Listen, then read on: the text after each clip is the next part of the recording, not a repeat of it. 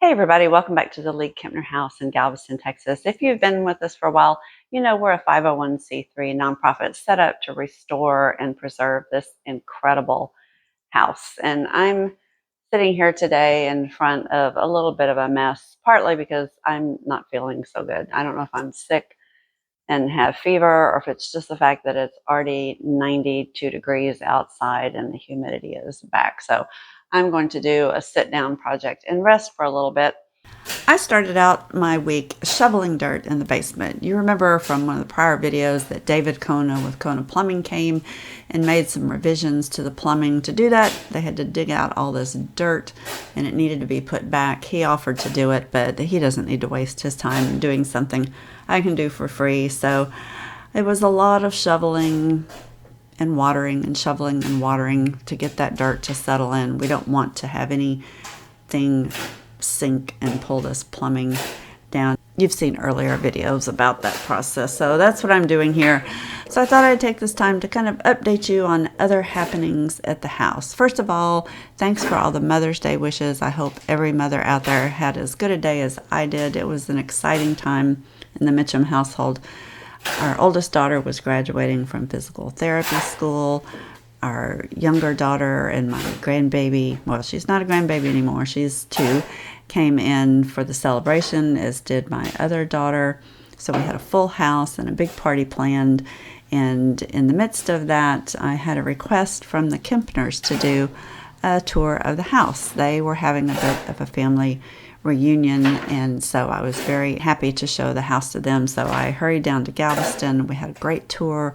I've got a lovely picture of all of them standing on the front porch, but I forgot to ask permission to use it in the video, so I can't share it with you. But it was a great time. They love everything going on at the house and are very excited for the restoration there. The home tour wrapped up. That was a great event. Heather and I had spent some time staging Angela's house for her. Most of her decorative items are still up in Midland, where she lives full time. So we grabbed things from our own homes and staged the house and did a lot of work there. That was fun. It was a big success. I also hooked up with Heather's graphic designer that does the stencils for her, like the ones she used on Angela's doors. And he took a rough sketch I had done of a potential design and turned it into a real graphic that we can send off and have t-shirts made. So I've got a big t-shirt order in. Those will be coming to the shop soon. Joe, Letitia, and another volunteer, Marjorie, and I also attended a tourism convention put on by the city of Galveston. We made some great contacts there, one of which was Moody Mansion. They're another big house that you can tour in Galveston. They're very excited that we're going to be open for tours.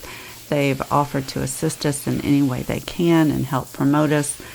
Joe and I will be having some further meetings with them to get some help on how all this works. So those were all big things, and in the midst of all that, we launched our first big fundraiser. We're having a Victorian fashion show at the church across the street from us. They've graciously donated their space for us to use. That will be happening in July, so we're in the midst of planning and getting that organized, and we're also trying desperately to get open for general admission tours for June, July, and August, at least on the weekends. We also found out that the East End Historic District is going to include us in their fall garden tour, so we have a lot of yard work and things to do to get ready for that. So things have really been hopping here at the house, not all work related, but all very necessary things to get this house up and running and stable financially. We have to raise money. All this work comes at a price, so this is a great time to say thank you to all of you who have been going to our webpage and donating. We really appreciate it. We couldn't do this without you guys, and we're working on a way to commemorate those donations in the house, so we'll be providing some more information on that later. I took a break from my shoveling and went up to check on Pedro. He was installing the flashing around the outside perimeter of the roof. This flashing is formed like this. Here's a simple drawing to make it a little clearer. The drip edge is very important to keep water away from the house. Water has a couple of molecular properties. One is cohesion, which just means that the water molecules stick to themselves. That's why you see droplets of water that look like little domed beads. Sometimes you'll hear the word surface tension. That's describing the same thing, basically. But water also has a property called adhesion, which means it tries to stick to other things. It's this adhesion that can cause problems if the drip edge is not formed properly or installed properly. Let me show you a little experiment in the kitchen. If I fill a plate up with water and then tip it, you see that the water doesn't cleanly fall off the edge. It grips the plate or adheres to it and actually runs back uphill before falling away from the plate. That's why pouring liquids often gets messy. Who hasn't been in a restaurant and tried to pour water from one glass to another and gotten water all over the table? Adhesion is causing that problem.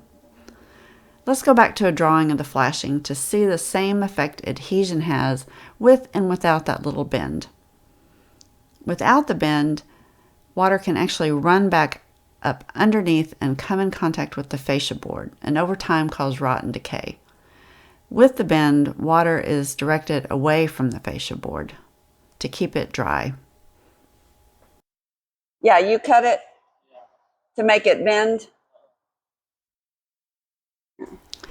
That L shape also makes the flashing not flexible, so it can't bend around the curve. So to get that curve shape, Pedro has to actually cut through that leading edge to get that bend, which leaves open gaps in the flashing, which is not good.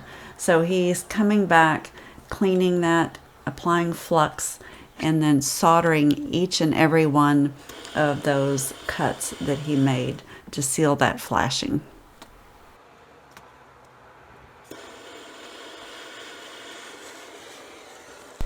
Just as an aside, that solder also has some adhesion properties, so when it's melted, it's actually drawn in between the two pieces of cut flashing where they're overlapped.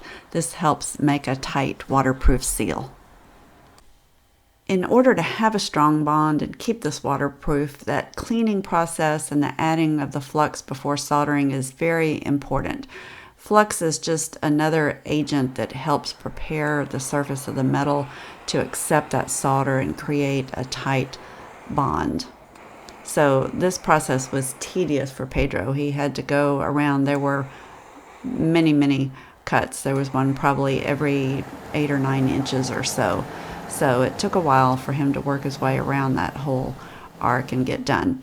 And then there was still another step to go beyond that, because to make sure it's waterproof, he then re-cleaned everything and came back with another layer of the TPO to go over that exposed flashing on the top. So now that gets covered.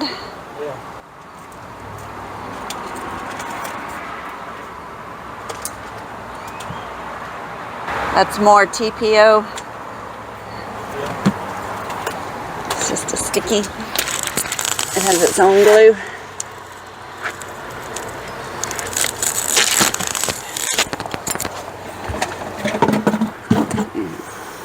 What you need, and I'll get it.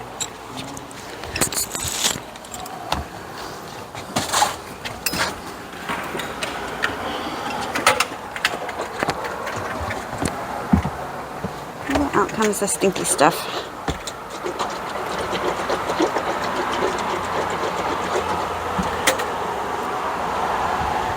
It's probably the same stuff that was in your big bucket. I can already smell it.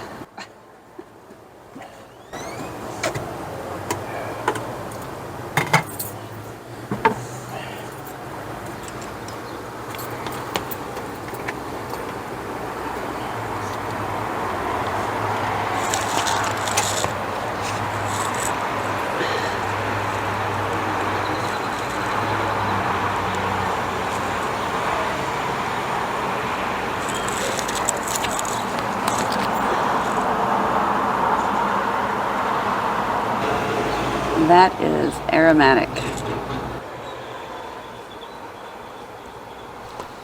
This process is so tedious. Pedro has the patience of a saint. To put that TPO down over the flashing, he had to first coat it with this special TPO glue or mastic, and it goes on kind of like contact cement. You put it on, and then it has to dry for quite a while until it gets very tacky.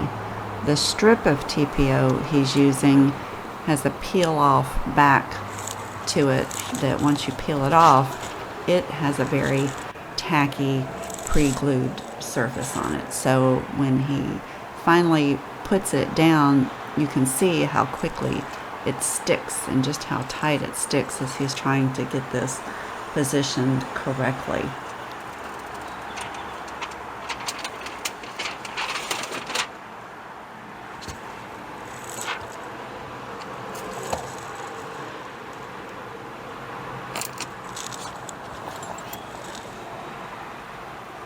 But once it's down, it's just that simple process of rolling it with that rubber roller to make sure you get good contact between the two surfaces and that everything sticks, and then he trimmed the edge to fit the curve.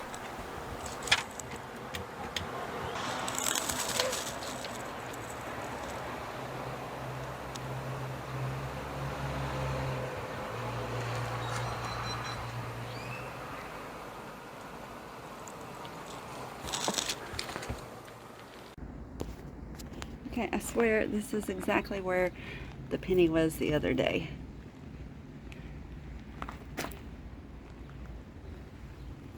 It may not look it, but the outside curve of this roof is about 27 feet in length, and so it was going to take Pedro a while to finish this process. So I went downstairs and did some more filling in the basement, and by the time I came back, he was already working on the counter flashing up against the house.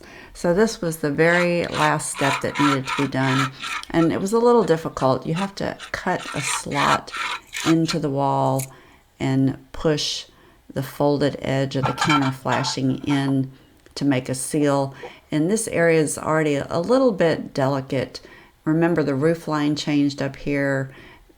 It was replastered over where the old roof came out, and some of it was crumbling away. And again, Pedro is very methodical and precise, so he took a while and took his time to get this done right.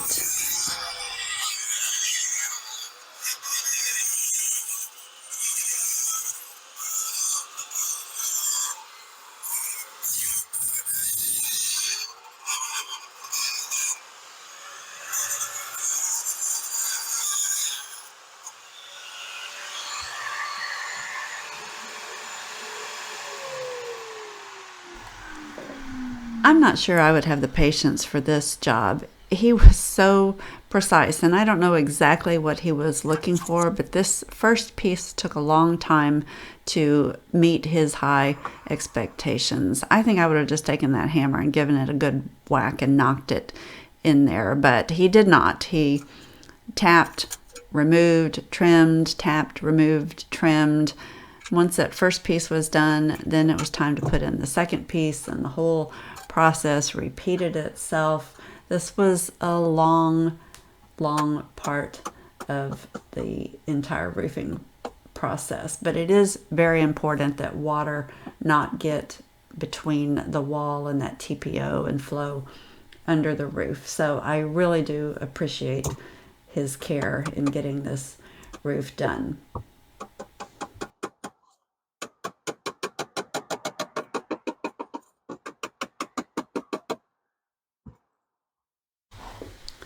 Now that I'm working on this video, I actually did not notice what happened to that big hole on the right side above this counter flashing. I don't know if that needs to be plastered over. I didn't go back out on the roof and look at this side, so I'm going to have to get up there and take a peek and see what's happening in that corner.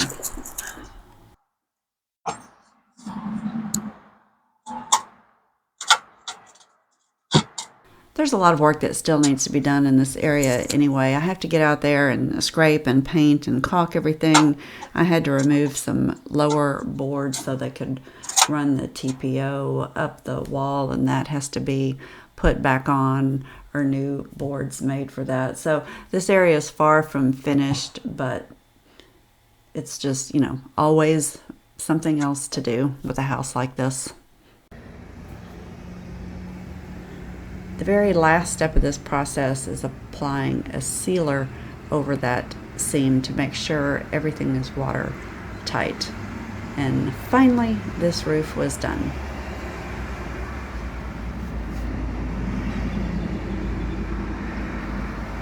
Here's a shot of that flashing from the ground looking up, and you can see it did not completely cover the fascia board. So I'm glad I took the time to paint that white. It looks much nicer this way, and it would have been hard to paint and not get white paint all over my pretty new copper flashing.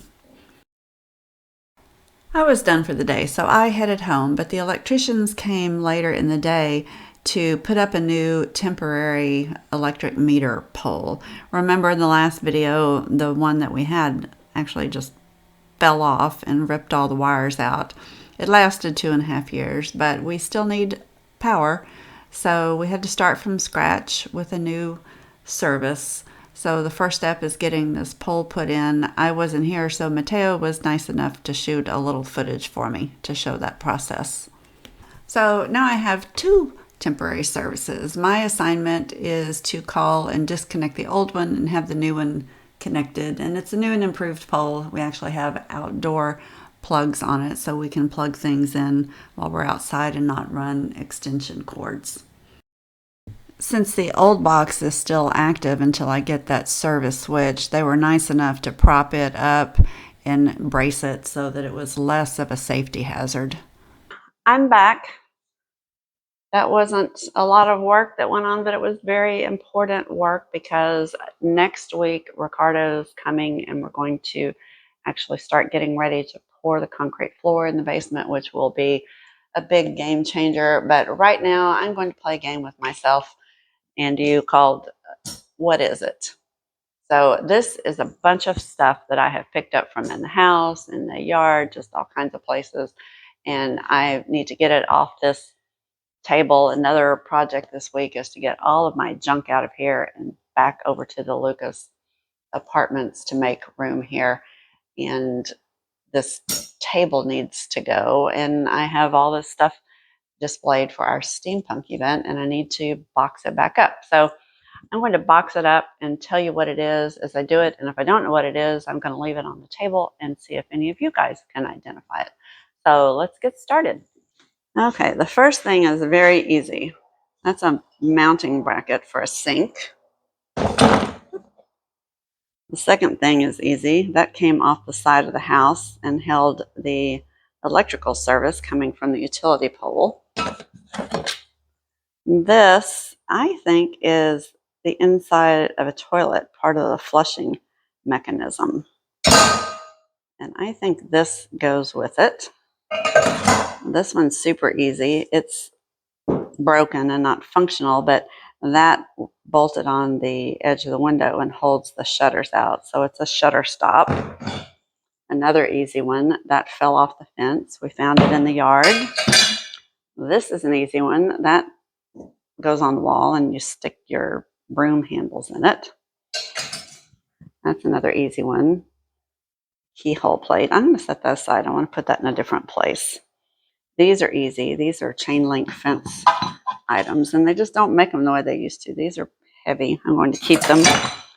This, I think, is a stovepipe cover. So it would have gone into the chimney to seal it up, and the stovepipe itself would have gone in here. It was probably down in the basement. My guess is they had a little coal stove down there.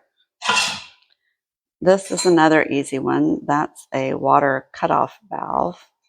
You can see from the green patina that that's brass. This is a fun one. This is a gas light that would have come out of the wall. This is the valve to turn the gas on when you wanted to turn on the light. And it would have had some kind of a fixture on the end. This is a light that came out of the pink bathroom. I don't think it matches well with what's in there, but it is original, so we'll keep it and put it back. Doorknobs, that's easy. These held, oh gosh, those held ceramic insulators as part of the wiring system. There's another electric/gas fixture.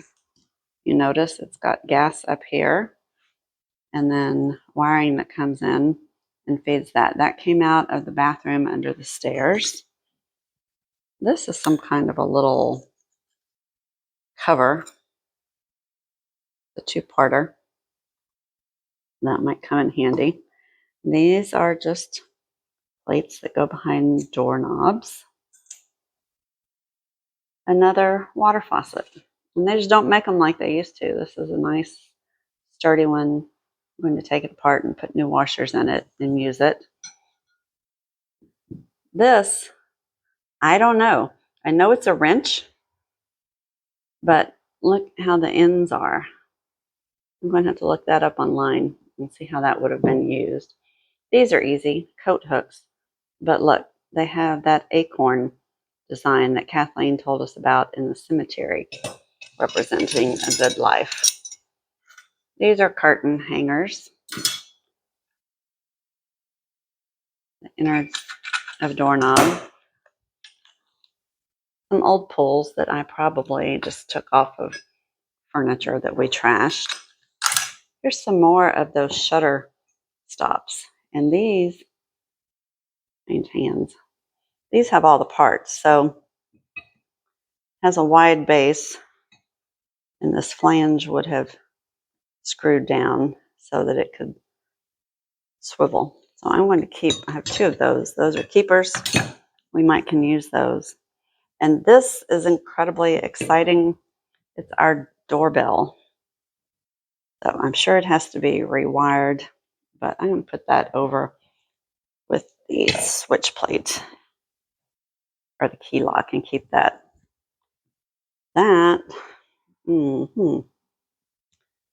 That's part of a lockout mechanism from the elevator.